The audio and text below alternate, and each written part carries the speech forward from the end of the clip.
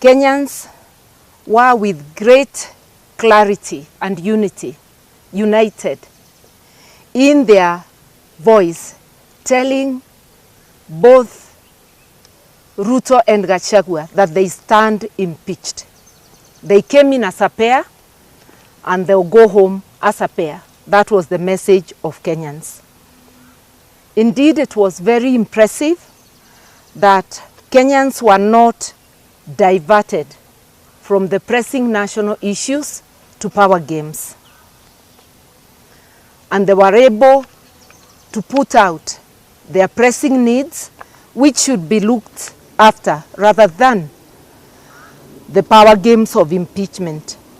Our Constitution is the supreme embodiment of our collective will as a nation. It's a covenant entrusted with the protection of our sovereignty, democracy, and social justice. It is the solemn duty of the President as the nation's highest custodian of this sacred document, assisted by his deputy, to safeguard its principles with unwavering fidelity. Today, as we stand at this historic juncture, where the actions of President William Ruto and his deputy Rigathi Gachagua constitute not only a gross dereliction of duty by the presidency, but a calculated assault on the foundational pillars of our republic. The presidency and entire government were impeached by Kenyans, as far as we are concerned, on the 25th of June this year during the Gen Z protests. The exercise therefore arranged for the impeachment of the deputy president ironically turned into a reminder of the entire presidency and government that they stand impeached by Kenyans.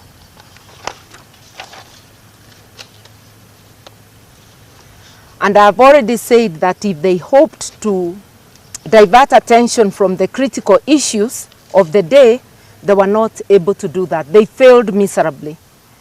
And lest we forget, we want to remind Kenyans how many more bodies are lying in that quarry. Because this Ruto regime violently removed volunteers who were seeking to fish for more bodies at that quarry. But so many things are happening that we actually no longer appear to be as outraged as we should be. We must demand that that quarry be drained for Kenyans to know whether there are more bodies lying there, and for answers to be given as to who is murdering and dismembering Kenyans. The Ruto regime had hoped to divert Kenyans from the economic sabotage that is going on. The shady deal of mortgaging Kenyan's premier gateway, the Jomo Kenyatta International Airport, to the Adani Group, which is scandal-ridden and against whom questions of malpractices are being raised in many parts of the world. This amounts, the giving of this Adani Group, our premier gateway, without competitive bidding and without public participation or the approval of Parliament, is actually economic sabotage. Jobs stand to be lost, not only at the airport, but also jobs relating to the export of horticultural products. Under this Adani deal, it is the Adani Group who will determine what happens at the airport.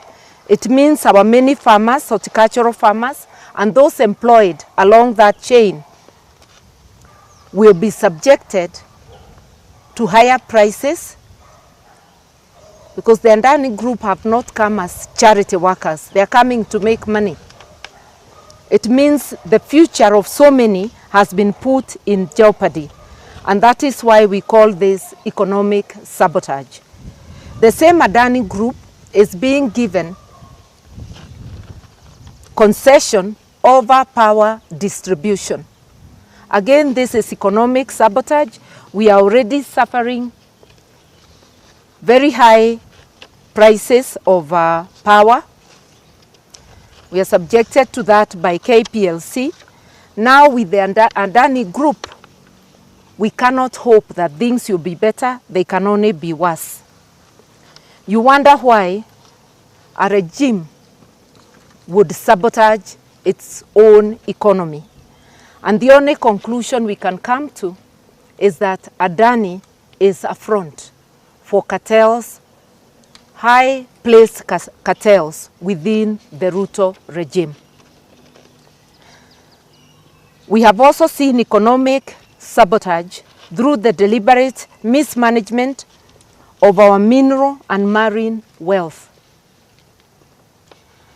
Our mineral resources in Kwale, in Taita Taveta, in Busia, in Migori, in Kitui, and many other parts of the Republic, concessions are being given with total opaqueness to foreigners,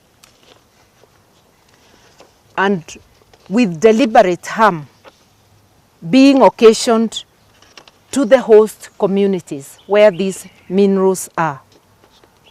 This cannot be happening unless Adani is but a mere front of cartels within the Ruto regime. And I want to remind us that during the campaigns, Ruto and his supporters were telling people that they are coming to dismantle cartels.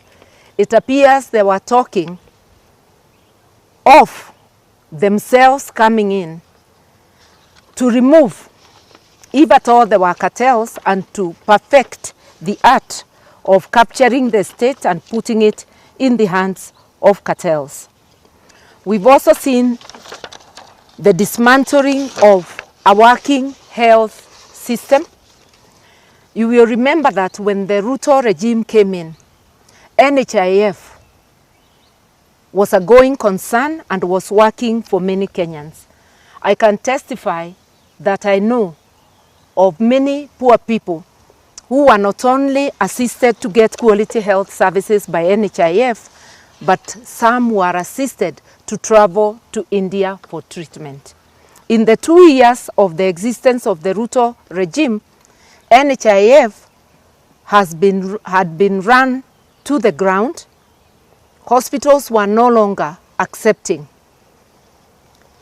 NHIF cards, and now since Tuesday come in SHIF. We have not forgotten seeing the tears of an old man who had been denied dialysis. But this is just one person. How many others were crying out there, not under the glare of the media, without us knowing? We all know that those who require dialysis, if they don't get it on time, it can lead to untimely death.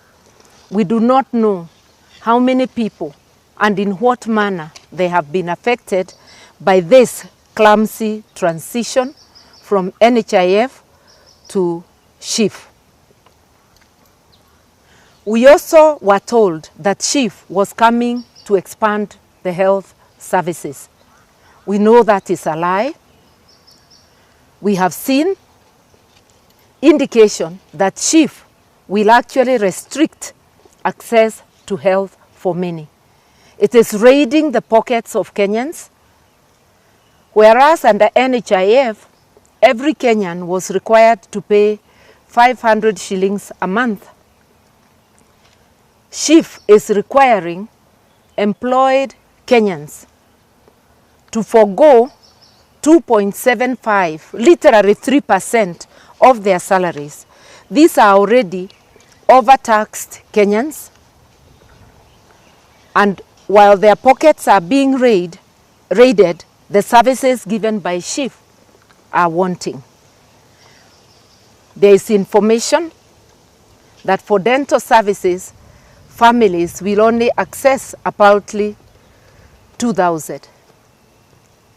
There is information that for maternity, mothers will only get payment of up to 10,000.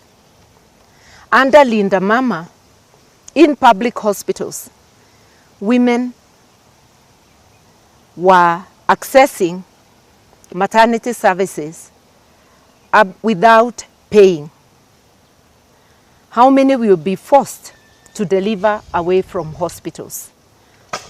This is a violation of the Constitution, in particular Article 43, which provides that the government of the day will ensure that Kenyans have access to quality health services.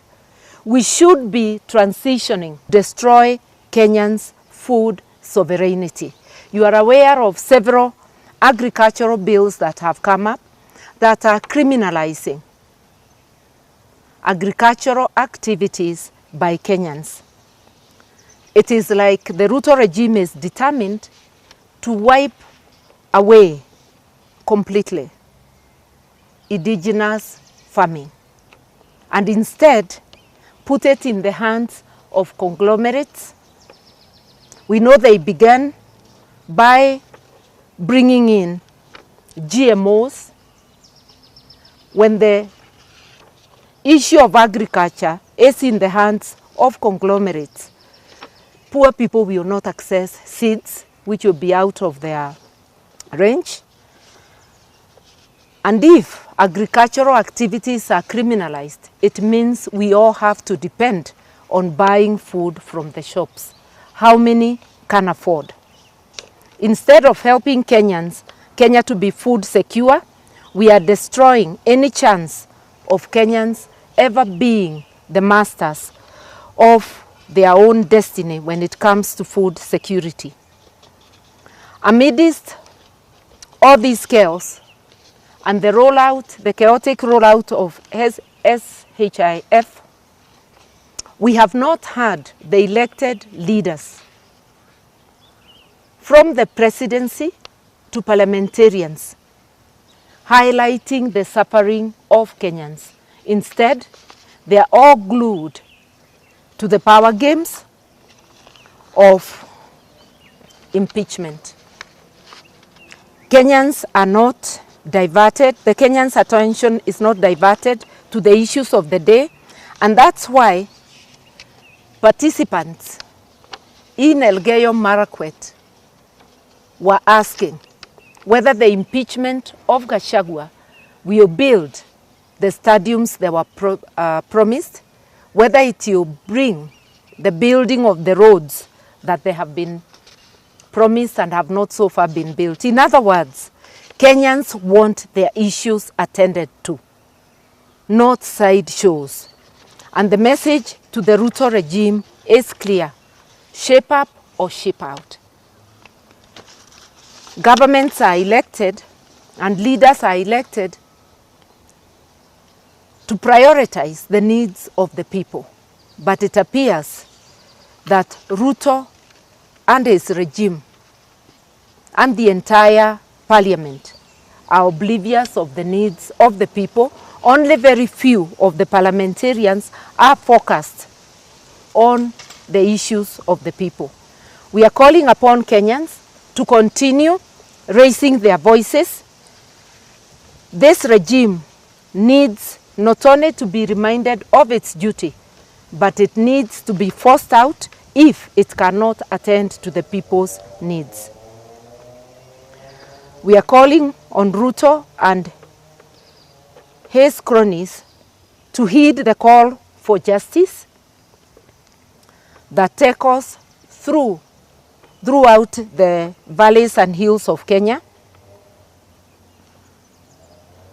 and to know that Kenyans have not forgotten that they are being denied their rights, that there is economic sabotage, and that life is being made unbearable.